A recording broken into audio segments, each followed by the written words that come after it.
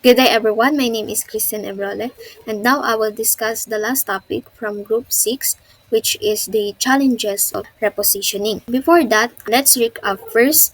Last time, Ms. De La Cruz discussed the positioning strategies which compose of 7.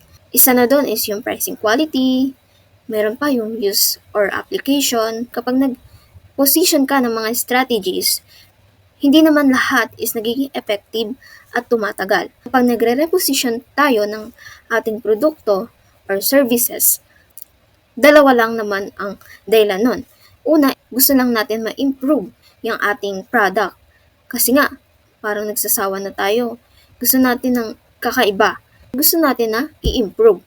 Dahil nalulugi na tayo. Kailangan natin mag-survive. Kaya, nagkakaroon din tayo ng repositioning. Pag nagre-reposition tayo ng ating produkto or services, may mga challenges tayong na-encounter. Meron tayong 7 na challenges na pwede nating agapan or solusyonan na meron akong mga example and solutions na pwede nyong gawin if ever na magtatayo kayo ng sarili nyong company soon. Na-discuss ko na yung tatlo sa mga challenges nung face-to-face pa. Recap ko lang ng konti. Una na dun yung development cost. Pag sinabi natin development cost, kailangan natin ng improvements sa ating product. Ang example ko dun, yung Ford Mustang. Diba, pag sa Ford Mustang, yung mga parts niyan is mamahalin. Ang naging problema ng Ford Mustang mga mamahalin yung mga parts na kailangan nila sa pag-i-improve. Anong ginawa nila na solusyon para makales naman sila? Ang ginawa nila, nag-conduct silang CAD or Computer-Aided Design, which is the software. 3D na 360 is naro-rotate at makikita natin kung ano pa ba yung mga dapat nating i-improve. Sa ganung paraan, mas nakakatipid sila. Kapag okay na yung software nila na design, doon na sila gagawa ng prototype na physical, which is isa lang yung magagawa nila at dito talagang pulido na at talagang certified na yung design na ginawa nila sa pagde-develop nun. Next naman is yung significant cost of educating the market. Ang example ko naman doon, the Dove. Siyempre, sa pag-e-educate ng ating mga consumer, may mga unlearned sila sa ating produkto. Na dati, sa Dove kasi ang pinaka-point nila is body image. Pero ngayon, nagbago na sila into a self-care. Maraming maguguluhan. Kung bakit nagbago sila, ma-encounter nyo yun sa advertisement nila na dati kasi ang mga models nila is mga professional model, magaganda, sexy, mga artista. Hindi katulad ngayon, sa paglipat nila sa self-care na goal nila, real beauty yung gusto nilang ipaalam sa mga customer ngayon. Kasi nga, pag sinabi natin real beauty, talagang ginagamit talaga nila yung produkto natin. Doon talaga nakikita na effective yung produktong binibenta. Kaysa sa mga model na hindi naman natin alam na talagang ginagamit ba nila yung produkto na na-advertisement nila. Doon, gusto ng Dove na i-educate nila ang mga customer na iba na yung pinaka-goal nila para mas makahikayat pa sila ng mga consumer. Ano nga ba yung mga solution na ginawa nila para mas mabilis na ma-educate yung mga consumer? Palagi silang nagkakandak ng marketing research kung naa-adapt ba ng mga consumer yung kanilang pagbabago. Next naman, yung loss of current sales. So, yung halimbawa ko dito sa pangatlo, yung BlackBerry. Alam naman natin ang BlackBerry ay kilala sa physical QWERTY keyboards. Makita natin sa keypads nila may QWERTY keyboards na alam ko nagamit nyo na rin at kilala. Ngunit, dahil gusto nga makipagsabayan ng BlackBerry sa iPhone and Samsung, inalis nila yung pinakasikat sa kanila which is the keypad na may QWERTY keyboards. Naging touchscreen na yung pinaka-product nila kasi nga gusto nila makipagsabayan. Ang naging problema nila ay na-loss yung pinaka-loyal customer nila dahil gusto nga nila yung mga keypad na maraming pindutan, yung security na wala na. Kaya bumaba yung kanilang sales. Ang ginawa nilang solusyon doon, keypads na may physical QWERTY keyboards at yung touchscreen. Kung kailangan mo is yung keypad nila, may mabibili ka. Kung kailangan mo naman ng touchscreen, may mabibili ka rin. So, yun yung naging solusyon nila. Dako na tayo sa pang-apat na challenges kapag nagre-reposition, which is the confused positioning. Sabi dito, it is repositioning is poorly executed or not supported. Ibig sabihin nun, nung nag-reposition sila, hindi ito na-execute ng maayos. Katulad ng Old Spice. Kasi sa Old Spice, dati talaga mga old man ang madalas na gumagamit or kilala na gumagamit ng Old Spice. Hindi yung mga younger audience. Kasi nga, nung World War II, ang naging factory base ng Old Spice is a military base factory. Ibig sabihin, kilala yun as ginagamit ng mga militar. Syempre, doon nagbe-base yung mga sundalo. Kaya, possible na ginagamit na rin nila yung product. Kaya, nung gusto na nilang i-target na mas maging wide pa yung range ng kanilang target customer, which is hindi lang siya pang matanda, kumaga pang bata rin, doon nahirapan sila na ma-execute ng maayos.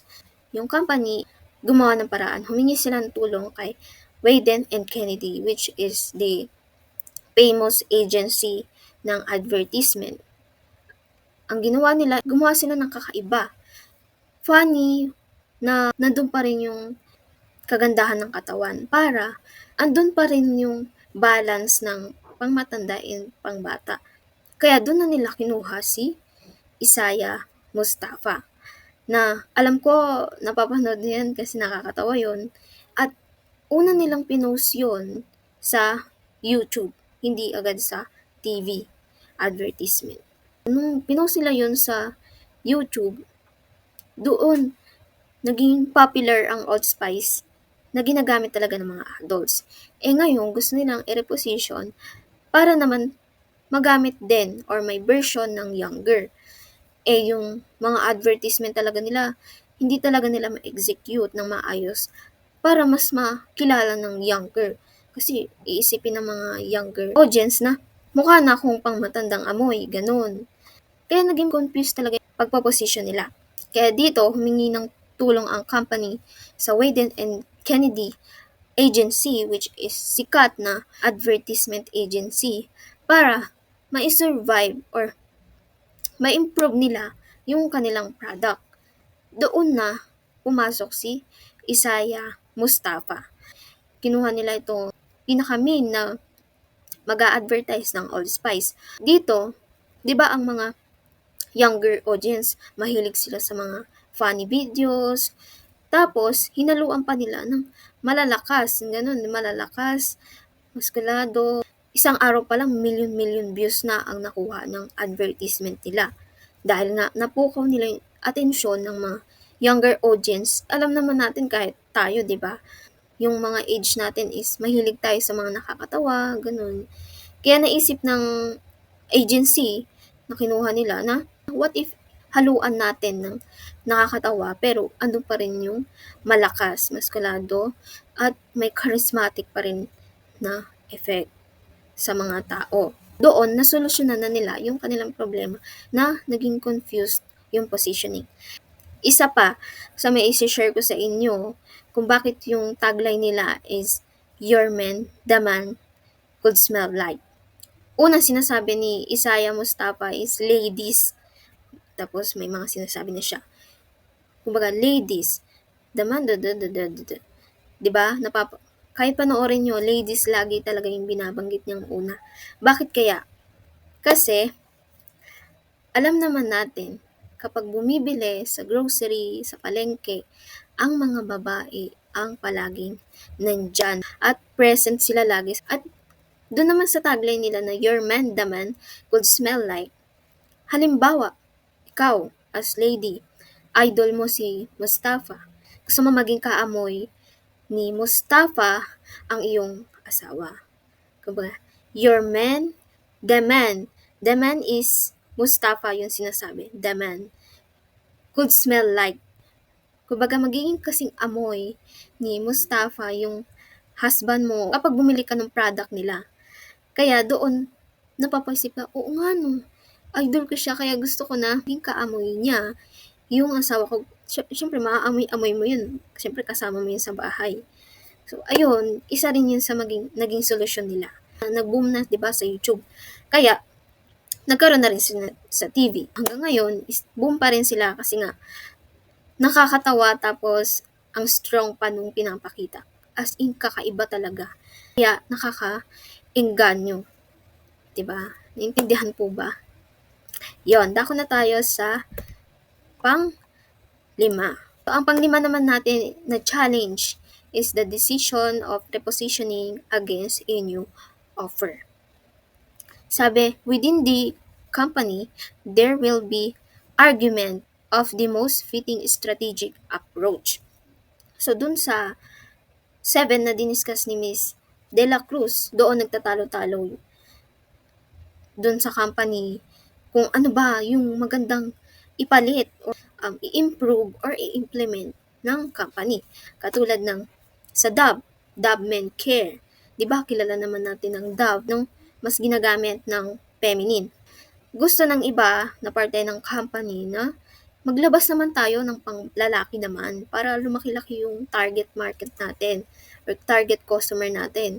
So doon nagkakaroon sila ng argue, wag kasi kilala na tayo dito, dapat mag-stick lang tayo dito kasi dito tayo kilala. At hindi naman bumababa yung ating sales. Pero gusto ng isang panig na hindi, mag-implement tayo, gumawa tayo, nag-take a risk.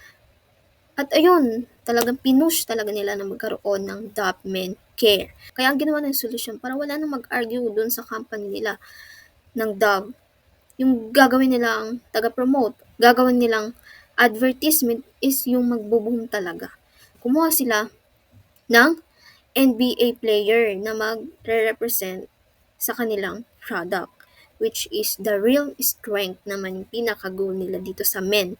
Kung sa Dove na pang babae, ang kanilang pinaka-goal is self-care, which is a real beauty. Dito naman sa Dove Men, ang pinaka-goal nila ay real strength, kumbaga yung lakas, pati yung pag-care sa body mo rin. Ang kinuha nilang taga-promote is si Dwayne Wade, which is the NBA player. Nag-boom siya, according pa nga sa na-research ko is natatalo na nga or nasasapawan pa nga nila yung Old Spice eh. Kumbaga, nag-boom sila kasi nga NBA player din eh. 'Di ba? Kilala rin yung kinuha nilang taga-promote or nag-advertise ng kanilang product. So, may nagets po ba? I hope meron po. Dako naman tayo sa pang-anim na challenges dito sa pagre-reposition. At ito ay ang competitive actions. Sabi dito is, it involves competitors stressing stability or repositioning themselves as a counter strategy. 'Di ba alam naman natin, ang Jollibee ay napaka-competitive niyan. Kahit marami silang mga fast food competitors, ay andun pa rin, nagle-level up pa rin yung competitiveness ng Jollibee. At ibang fast food chain is hindi ganun ka-healthy yung nakakain. Kasi nga, puro prito, maraming carbohydrates na mako-contain ang isang tao. Kaya yung mga health conscious dyan is hindi sila bumibili madalas ng Jollibee or ibang fast food. Kaya ang ginawang solusyon ng Jollibee noong 2019, dahil according sa business model analyst noong 2019 na ang Jollibee ay naglalagay na sila ng paunti-unting healthy foods and drinks katulad ng mga fruit juices like pineapple. Napansin ko yan nung pumunta kami ng Antipolo tapos nag-Jollibee. Nag-order ako ng mix and match. And then, pinili ko yung pineapple juice. Ang ine-expect ko sa pineapple juice is as in powder juice yung ine-expect ko. Pero, nagulat ako na katulad siya ng real pineapple. No, alam mo yun sa Del Monte, ganun yung lasa niya. Masarap. Talagang dito na ipapakita na kahit kilala ang fast food na Jollibee sa unhealthy food, magawa pa rin sila ng mga paraan para yung mga target nilang mga health conscious is bumili pa rin sa kanila.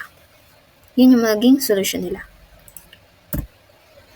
And lastly na challenges sa pagre-reposition ng product or services is ang brand risk. Siyempre, alam naman natin, una pa lang na kapag nag-reposition tayo ng ating product, ay nandun yung risk natin na palitan or improve yung ating product. Kasi nga, kailangan natin ng gastos, kailangan natin makilala ng mga tao yung ating iniiba sa ating product para mas makasurvive at ma-improve.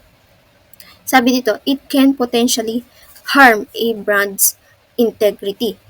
Katulad dito sa example ko na Play-Doh. Alam naman natin ng Play-Doh, isa siyang clay na product. Kumbaga, syempre pag sinabi natin clay, pambata, di ba? Meron bang mga adults na madalas na gumagamit niyan, na naglalaro-laro pa, di ba? Yung mga kilala natin naglalaro is yung mga bata. Nag-risk sila na gumawa naman tayo ng pangmatanda para naman lumawak yung ating target market consumer. Doon, naggawa sila, nag-risk talaga sila, bahala na, basta gawa tayo ng, hindi naman natin alam na magbo-boom yun or kung lalago ba yun. Doon, gumawa sila ng pang-adult version. Pero, may scented clay siya. Una, syempre, hindi yan naging boom eh. Pero, gumawa sila ng advertisement na nagpapakilala kung ano ba yung pinaka-meaning. Kumbaga, gusto ng Play-Doh na i-rediscover mo yung pagkabata mo. Kumbaga, hindi lang pangbata ang clay.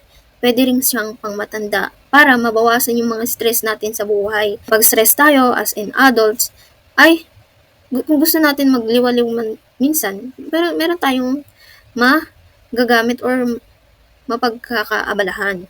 Ganun. Ayun yung naging solusyon ng Play-Doh. Kumbaga, rediscover mo yung inner child mo sa pamamagitan ng aming clay na may amoy, mabango.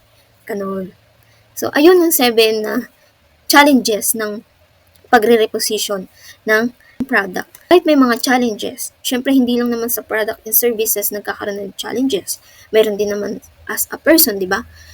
Kapag gusto na natin na ayaw na natin dito sa ating comfort zone na palagi nating ginagawa, palaging nangyayari, gusto na natin maiba. Di ba? Nagre-reposition tayo, gusto na natin ng kakaibang interest naman. Siyempre, pag nag-iba tayo, meron talagang tayo ma-encounter na mga challenges. Pero, dapat yung mga challenges na yun, hindi natin tatakbuhan. Labanan natin, solusyonan natin yung mga challenges na yun. Siyempre, yung mga challenges na yun, magpapalakas yun ng ating product. Kumbaga, kapag na-encounter ulit natin yung mga challenges na yun, alam na natin yung gagawin. Kung may dumating naman na iba pang challenges, harapin natin ang harapin kasi sa pagiging successful ng ating business, sa mga problems tayo nabuboost at umaangat. Yun lang po ang aking report. Thank you for listening at I hope marami kayong natutunan at mai-apply nyo to soon kapag nagkaroon kayo ng sariling business. Thank you and God bless.